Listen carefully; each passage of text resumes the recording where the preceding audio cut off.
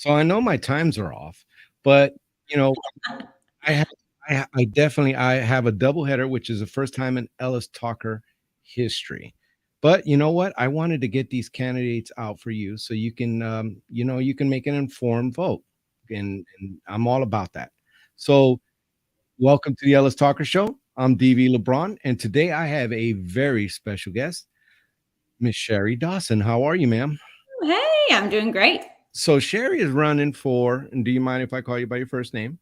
Please do. Okay, so she is running for your school board, Midlothian, and I wanted to have her on. I'm having all the candidates on, and see what she has to say, so you can be informed in your vote, ma'am. Thank you so much for coming on.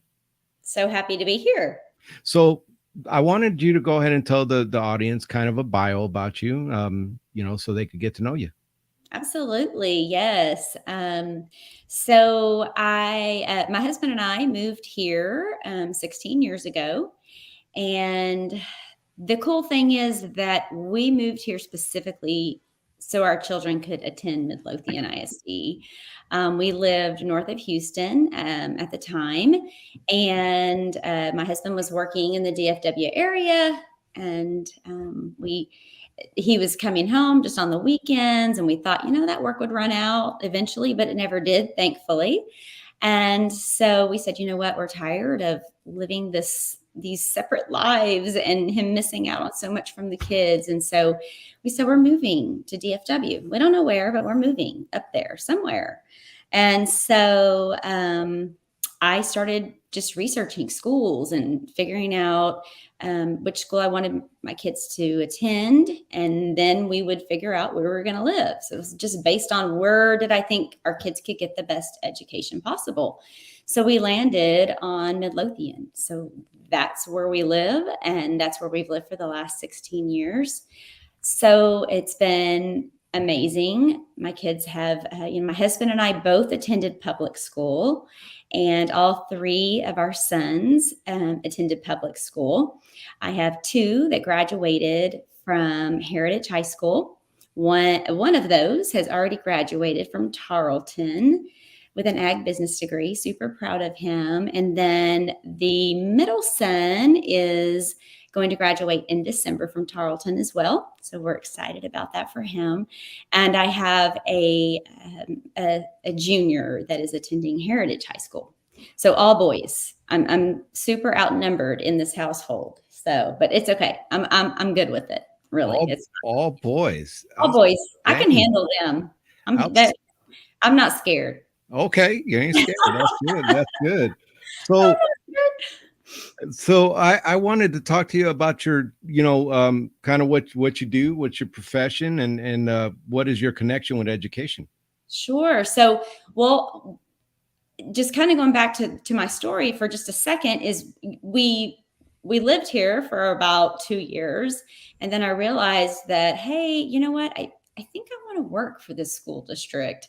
And so I went back to school and got my alternative certification to teach and student taught at elementary school here in Midlothian, and was super proud to have secured a position because back in 2009, it was difficult to get a job here. There would be 400 people that would post for one position, but I happened to be in the right place at the right time. I was a student teaching in a classroom where a teacher needed to be replaced. So I just kind of slipped right in there. And, but really it's been amazing because I spent about 10 years teaching here in Midlothian, and every minute of it, I felt so incredibly proud to be a teacher in Midlothian and to be able to reach the kids that I had in my class every day, and to meet the parents. And it's so neat to see them come circle back. And I've written several senior letters this year, and I just sit here and cry writing them, thinking about these kids that I feel like it was just yesterday they were in my class. But anyway, so I'm just super passionate about education. So after my service in Midlothian, I served in several different several different positions as an instructional coordinator, as a professional development coordinator as well. I've currently landed at a regional education service center. So if you're unfamiliar with what that is, it's a bit like, TEA is sort of the umbrella that all the districts fall under. And so the region Texas is divided up into different regions, and we each have an education service center, and those service centers serve the school districts within their region. So I've been there for about 4.5 years and love the job that I do. I've been able to develop a program that is especially for retaining teachers, which is a passion of mine. So I had the opportunity to build a program and go out and talk to districts and get them signed up for this. And so over the last 2 years, I've probably trained maybe 1,200 mentor teachers. And so in my current role, I train seasoned teachers to support beginning teachers to the profession. So they really help build capacity in those new teachers and help them feel secure in the teaching that they do and help them, really move the needle in their classrooms.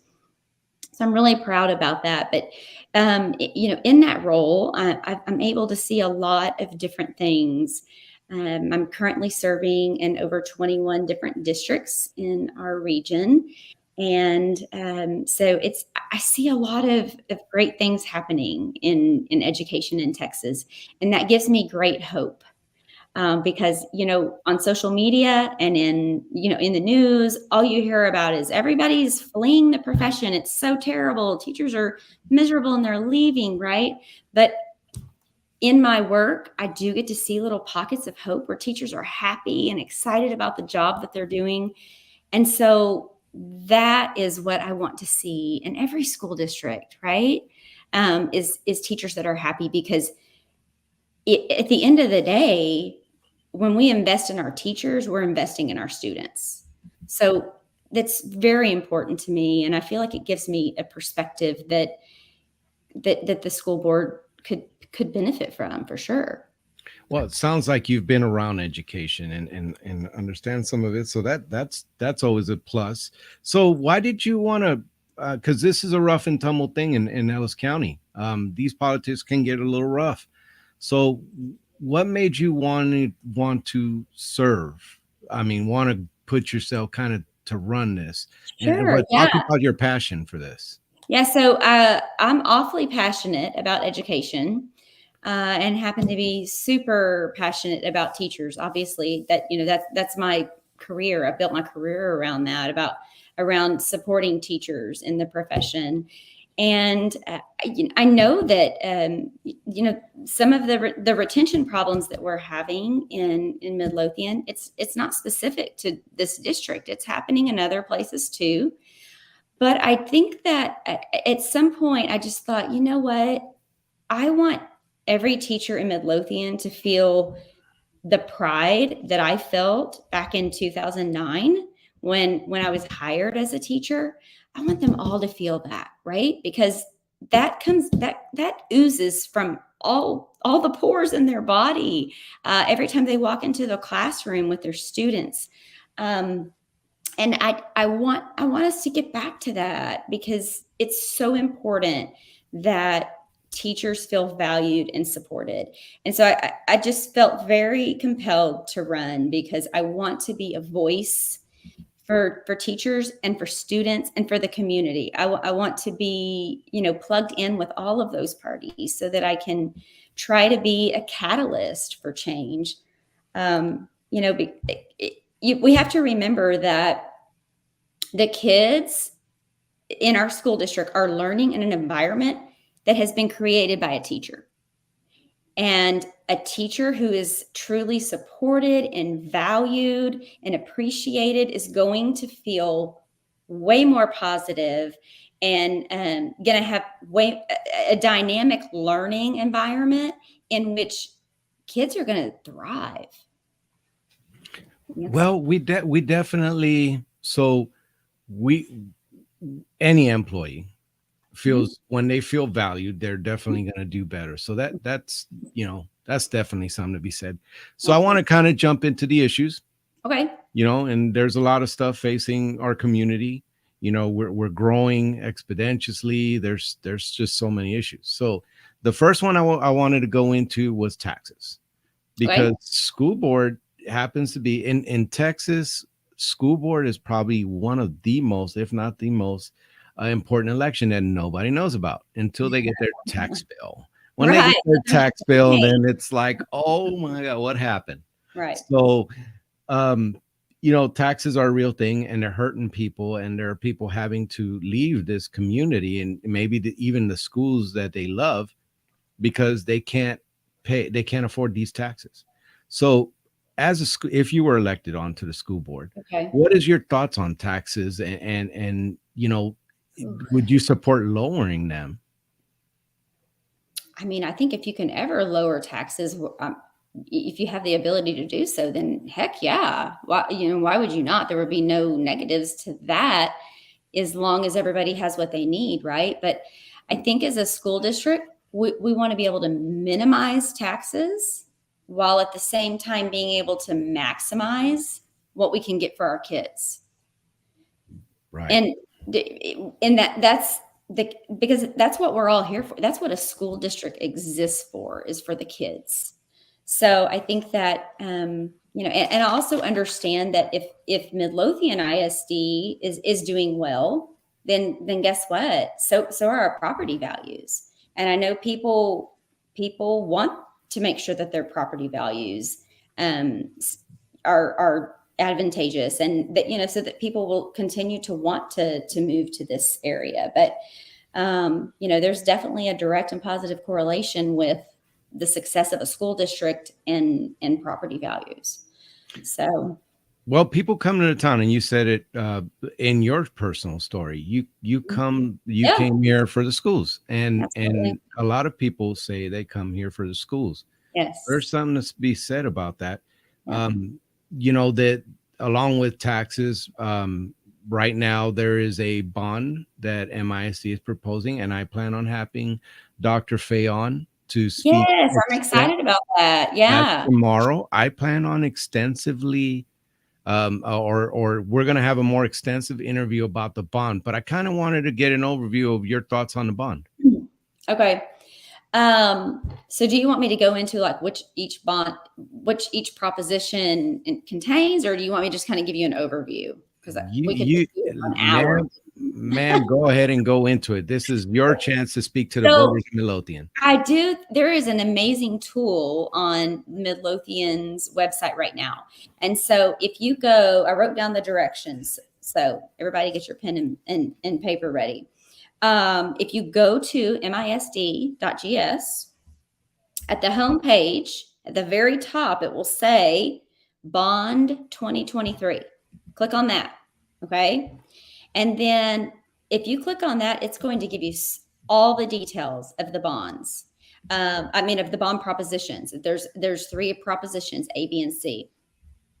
And the thing that I really love is that there's a tool that's listed. If you keep on scrolling down, it will say, how will this affect my taxes?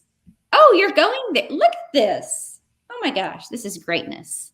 Okay, so except I can't see because I don't have my glasses on. So I can't tell really where you're at. But uh There is there it goes into the propositions and stuff. I just wanted people to kind of see the website that you were talking about. yes, So but now they can.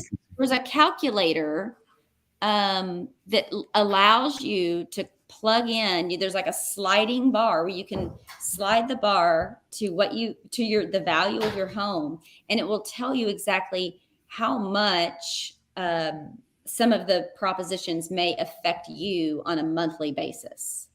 Wow. Let's okay, let's try I it did again. not even know that existed. So let Hang me. on, let's try this again. Go back to the top and then keep going all the way to the top.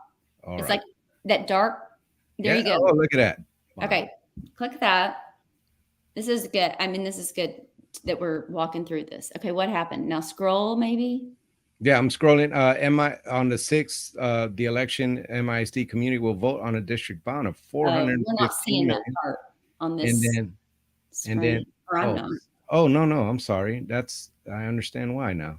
Okay. So technology sometimes kicks my butt a little bit. It I knew. happens. No worries, no It worries. happens. So it jumped into another window, No, it's but okay. But here just we honestly, if you just choose that bond 2020, oh, here, you're at the right place. Yep. Oh, okay. Now keep going. And you will see, like, gives you some explanations about why we're having a bond. Keep going. And then, okay, so this is going to break it down for you, what each proposition is about. And then once you go through A, B, and C, it will show you how will this affect my taxes. So click on that tax impact calculator and then scroll a little bit more. So this is assuming there's two different calculations, because if you vote for proposition A and B, there will be a slight increase. And what's that amount, DV? I can So see. I put 450,000 because Okay. that's kind of where they're Okay. running. So if you vote for propositions A and B, $7.38 is a and guesstimate as to about how it would affect you personally in your home.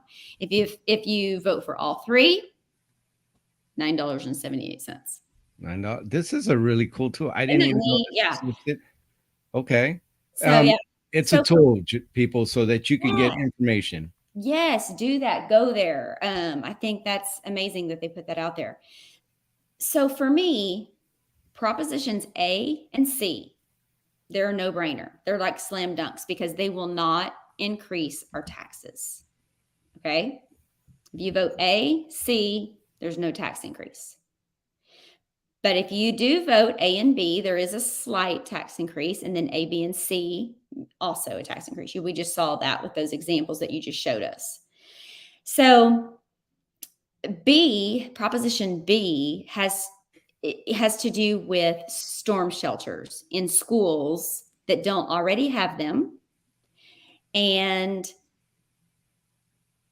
so that it's basically just for storm shelters for those schools that don't have them. In A, you'll see that there's some there's some campuses that are getting renovations or additions, and the storm shelter is included in that proposition. So those schools that are getting additions in proposition A are already going to get their storm shelter. That's why you don't see them listed in proposition B. Does that make sense? Mm-hmm. So proposition B is just for the campuses that are not adding to their building, but would like a storm shelter. So I really feel like proposition B is a personal choice. Like what kind of price tag do you put on 5 campuses that don't currently have shelters? And I was at a school board meeting, and I really liked that Mr. Dillo spoke up and said, what can he just started asking questions, which I respect. And he said, can these existing structures be retrofitted? I don't know if those are the exact words he said, but basically he's just trying to find out, like, are there any other options? Because it seems like an expensive dollar amount to put on shelters. So he just suggested, like, maybe we should spend some more time on this, researching it, and maybe think outside the box. And I liked those comments that he made, because I think that some other folks are thinking that too. Like, I don't have a storm shelter at my house. Mr. Dillo doesn't have one at his. I don't know about you, DV. You have a storm shelter? No, no, I'm not rocking one. No, not currently. Right. So it's like, maybe we should revisit that. So I think that B is definitely going to be a personal choice for people. So, and I'm glad you were able to show that resource. That was very helpful.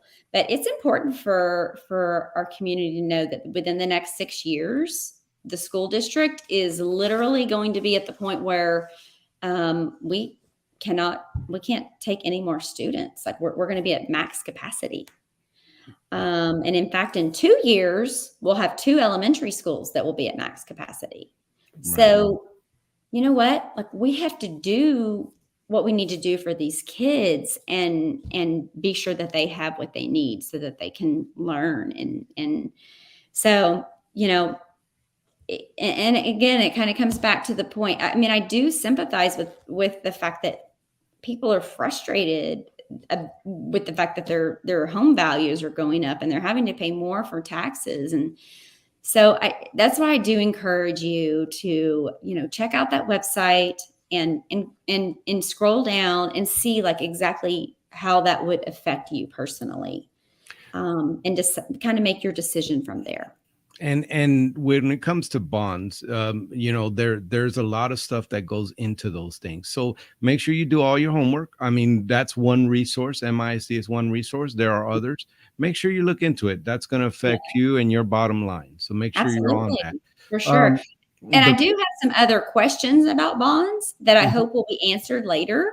But like more specifics, right? So, so like in Proposition A, okay, what exactly are those additions, and what are the renovations? I think it would be good, and I think it would be great for our district to be really transparent with, like, here is an itemized list of exactly what's going to happen at this campus. So let me ask you that question. Yeah. I'm sorry. Let me ask you that question. Yeah. What are your thoughts on being transparent with the parents of and the citizens of Midlothian? So being transparent with people, Yeah, and that's how you develop trust, right? absolutely. If you're not transparent, people tend to not trust you. So it's crucial that we are an open book. Like, here's what we're doing, and we want to show. We need to be of the mindset, like, I want to show you what we're doing with taxpayer money. Right? It's important for the community to know that, and that does help kind of strengthen that bond that you have between a school district and the community. We know exactly what's going on, and So yeah. Yeah, I'm sorry to interrupt, but one of the biggest things that I've seen is, there are other communities that are also, and I'm going to have WISD on to talk about their bond, yeah, yeah. and Red Oak is doing a bond, and one of the things that I've seen is that when these bonds fail is because there's a lack of discussion and maybe a lack of trust Mhm. with the 100%. administrators or the board or whatever. Yeah, There's history, so it's yeah, always good to communicate. So absolutely. I wanted to go into budget real quick. Well, real quick. I just kind of wanted to go into budget. Okay. Um, you know, being a good steward to the people's money, that's part of running. What are your thoughts on being a good steward to the people's money? And also, is there, have you kind of given a look at the budget, and would you look for things to kind of maybe trim down on, or some things that Right, maybe you want to right. focus, prioritize? That's the word now. So Sure. Right. Well, I mean, I feel like, it's important for board members to be on the cusp of everything that's happening fiscally, right? And I feel like I'm fiscally very conservative, as you might see, just around town. I've tried to be pretty fiscally conservative about my campaign. I mean, I hope you're seeing my signs, because I I do want to be a representative for the community on the school board, but I don't want to spend an inordinate amount of money on signs, and just having the four signs on four corners at one intersection. I feel like that hits me. We need to be very responsible with the funds that the school district is given, and we have to answer to the community. So it's very important, and that kind of goes back to the transparency piece, right? It that those two things just go together. So I feel like if you're being transparent, then the budgeting, like, that all goes together, and it makes good sense whenever you're doing both, right? right, But I think that it's important for us to make sure that students have what they need. And when I say that, I mean every student. Like, the federal and the state government have given the school districts the responsibility to educate every student. right, right. And so we need to make sure that in our budget, we're able to do that. because that's what we're charged with, right? As a school board and as a school district, we have to educate everyone. So there's nothing more important than to being a good steward of those funds. Now 100%. there's educational challenges, and you've been around the system Mhm. as a board member. What education challenge would you like to see addressed? So, it's interesting right now, and just because of the environment that we found ourselves in post COVID. I swore I wasn't going to say COVID in this interview, but it's just a reality, right? Right. It's a reality. Um, so as I visit campuses around Texas, I find there is some serious problems with behavior management in classrooms. And I think that we need to back up, and we need to address those concerns, not for just for the teacher's sake, but mostly for the student's sake. Like trying to get to the root of what's going on with this kiddo and what can we do to help them. Mhm. Because again, we have to educate every student, and if the students can't show up in a place where they feel safe, and they feel like they're not carrying too much with them from what happened to them the night before, they're not able to learn. So I think there needs to be a really big focus on how do we deal with the behaviors that we're seeing right now in classrooms that perhaps students haven't, or that perhaps teachers haven't seen before. Like teachers don't have the tools to deal with those specific behaviors. Yeah. And you know what? When going into that subject about behaviors, there have been some issues with bullying. There's Mhm. been posts where parents were just, they just didn't know what to do. They were in a situation where maybe their kids were getting bullied and Yeah.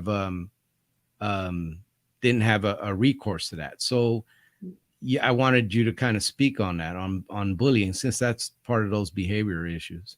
Yeah, it definitely can contribute to behavior issues for sure.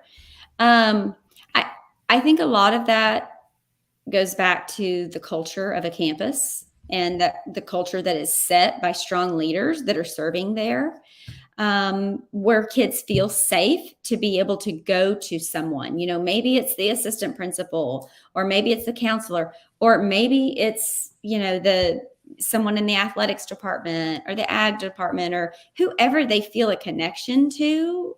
They need to feel comfortable going to them and having a conversation, and knowing that that adult is going to be an advocate for them, and knowing that there will be actions taken, and not just someone listening. I think it's important that as educators, we are good listeners, right? We need to listen to kids.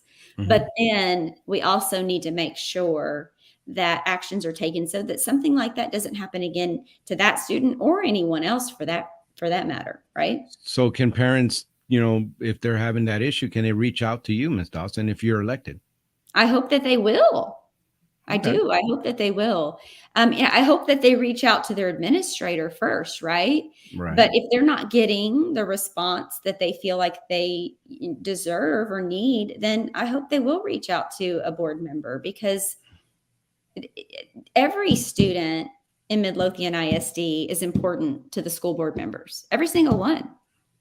Right. So yeah, I hope that they're, and that's what you want to try to have is a very open conversation between all stakeholders, right? This the district and campuses and the school board. You want it to be an open forum where people feel safe to come and talk to you, Yeah. instead of like, oh gosh, what are going to be the repercussions if I talk to someone about this, right? Mhm. So absolutely. So unfortunately, I'm running up on time, and I still want to. There's issues, so I'm going to go a little longer this time, folks. Okay, okay. So if you're okay with that, Miss Dawson. Hey, yeah, let's do it. So I wanted to talk to you. I want to get to.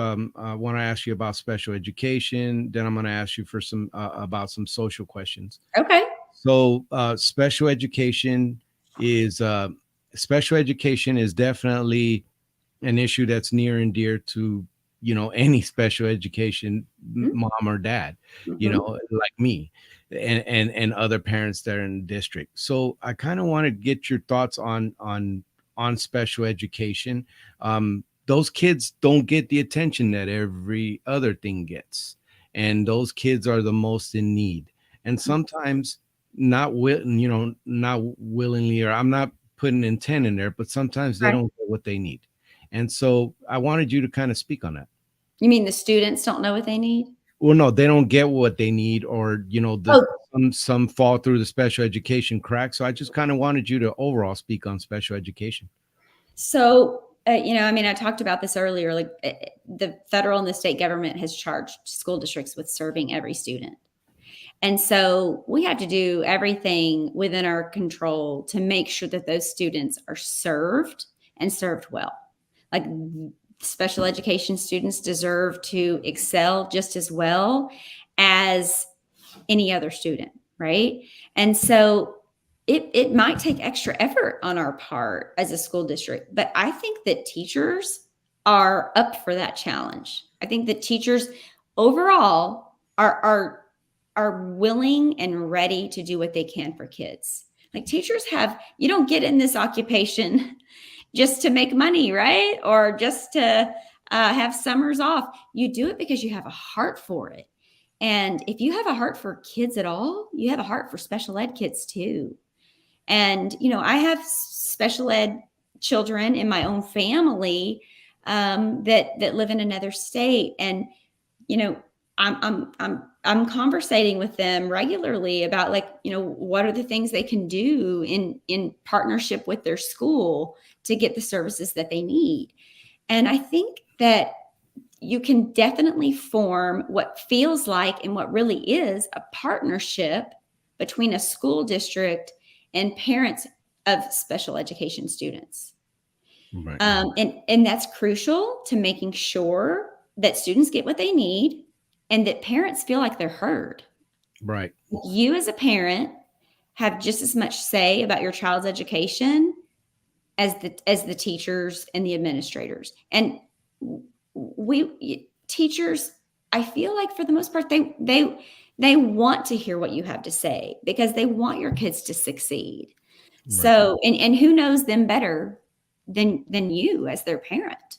Right. There's And a lot of insight we can gain from parents of special ed students. And so, I think that we need to listen to parents. And I, for the most part, I think we do, especially special education teachers. Like, not teachers have a special heart, and then special ed teachers, their heart's even a little bit different special, right?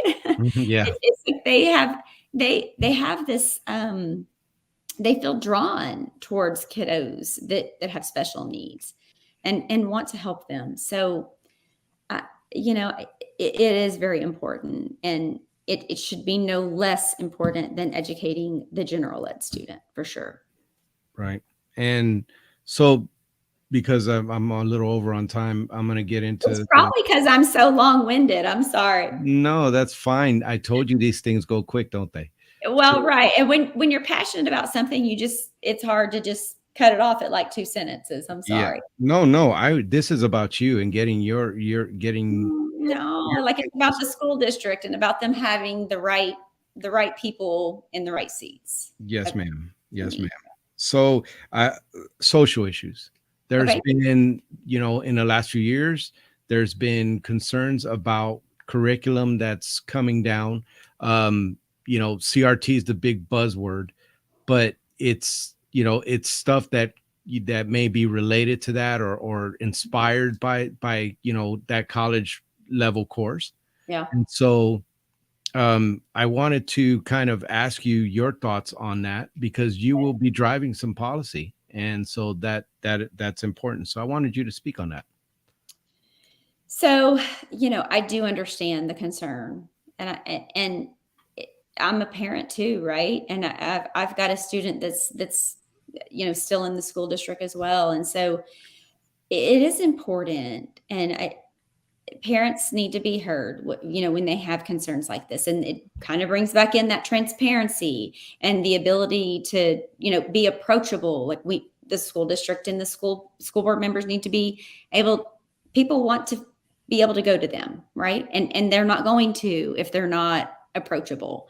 So the problem and the thing that makes this question that you're asking hard is that there are significant differences between or among the community about what this precise definition of CRT is. But I think as parents, there are certain things that we can do that will help us feel more comfortable about what is happening in your schools. And so the first thing is like get involved, right? Go to school board meetings, even if it's not something that's a hot button issue for you. Like just be involved and ask questions. Like we ask questions of your school district, and be open to learning more about what exactly is CRT. Because like I said, it can sound like different things to different people. But I think that, one of the things I'm running on is like, it's important for us to have strong leaders. And when I say strong leaders, I mean strong leaders on the school board, strong leaders at the district level, strong leaders at the campus level, and strong leaders in the classroom. And when you think about that, if you really have strong leaders that have a moral obligation to do what they're supposed to do as teachers and teach the standards that have been given to them by the state of Texas, Right.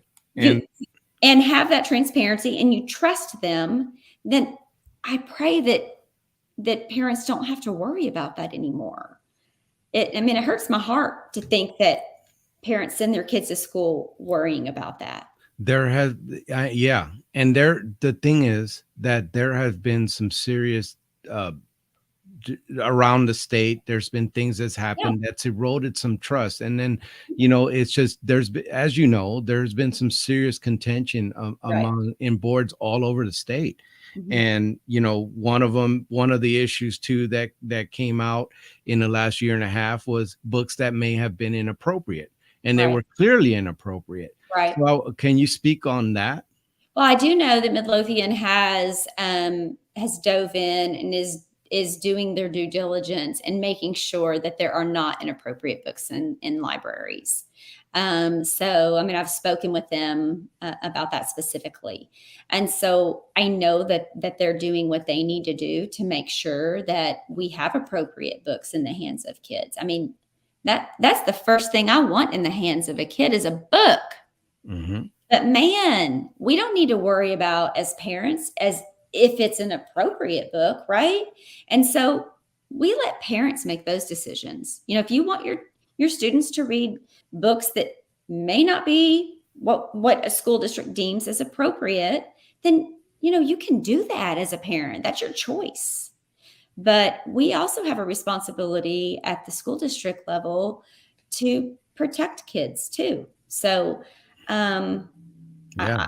I, I feel like Midlothian ISD is doing a good job at making sure that our kids are not exposed to harmful books. Yeah, I mean, some of those books that have been described around the country. I'm not saying MISD. There were some books Yeah. a few years ago, but some of the books that come out they've been rough, Sherry. They have. Well, and I feel like that is what causes some of the problems that we have at at local school districts is I think unfortunately we hear things on the news, we see things on social media, and so we just assume that that's what's also happening in our own school districts. Right. And so if Yeah. we're, if the school district is transparent and approachable, then folks should feel safe in talking to us about that and letting us explain to them what we're doing, right? Yeah. And that it's one of those issues. So I appreciate you addressing it. Mhm. The last social issue I'll ask you on is TASB. TASB has taken a political stance, and like Carroll ISD just voted to get out of TASB because of their political advocacy and stuff like that. So I wanted to get your opinion on TASB, and is that something that you would vote to get out of TASB?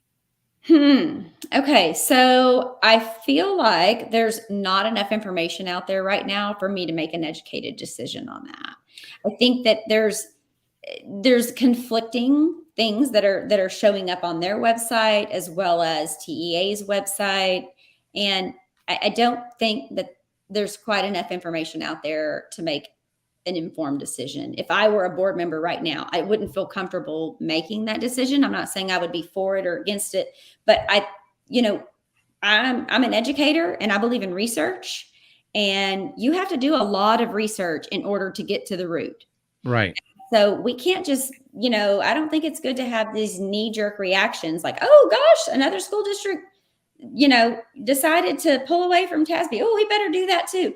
No, I think that we have to make informed decisions based on data and based on research that's more than just one piece of research, right? We need to look at good quality research and research that's been done over a period of time. And I feel like there's just not enough information out there, and folks are throwing things out there, and you're like, okay, is that truth, or is that just how you feel right now? And I understand that people are concerned about that because of the environment that education has landed in right now. So, but yeah, I can't say whether I would be for withdrawing from TASB or against it at this point. Well, you know what? And that right there is important because sometimes people come off the cuff and you're saying, "Hey, let's look at this. I got to look at this before Yeah. I start," and that's admirable. That's, I can understand that definitely. Yeah, I'm I'm sure not the going voters to can. ever pretend to know something about something I don't. Yeah, Who does that? But I will tell you what, if I don't know, I will certainly dig into that matter and get the research that I need, and then also the experts also, right? Like Mhm. it doesn't. If we were all good at everything, then we wouldn't need anybody else, right? So you rely on other people to help you make informed decisions, and that's what's beautiful about a group of people that come together with a common goal of making sure that their school district is a safe place and the best place in Texas for their kids to go to school. Yeah. And I would like nothing more than to be a part of that. So I went over and I apologize to And you. I think it was me that went over. No, no, Maybe I should apologize. well, I wanted to cover issues because I know. there's 2 board members running. Yeah. I am gonna have Mr. Harrison on, Yeah. and I'm gonna be asking him these questions, and that way you guys can make an We got a informed decision. preview. Yeah, yeah, you want you Hey, I want the voters to be informed. This is right? why I No, do it's good. I'm brave enough to go first anytime, DV, don't so. worry. Thank you so much for agreeing to this interview. I know these things are not comfortable. I try to make it as comfortable, and I hope it was for you. It was. Um, so, I have Dr. Faye coming on, folks, tomorrow, and we're going to talk bond. We talk bond today, but Yeah, we're going to get bond. We're big really going to deal. get bond tomorrow. Gonna get to the nitty-gritty. And I got a very special thing coming on because there have been today there was an announcement of some students in Midlothian who are joining the military, and I would love to tell you about them Yes. and put that out there Yes. because that is something near and dear. Absolutely.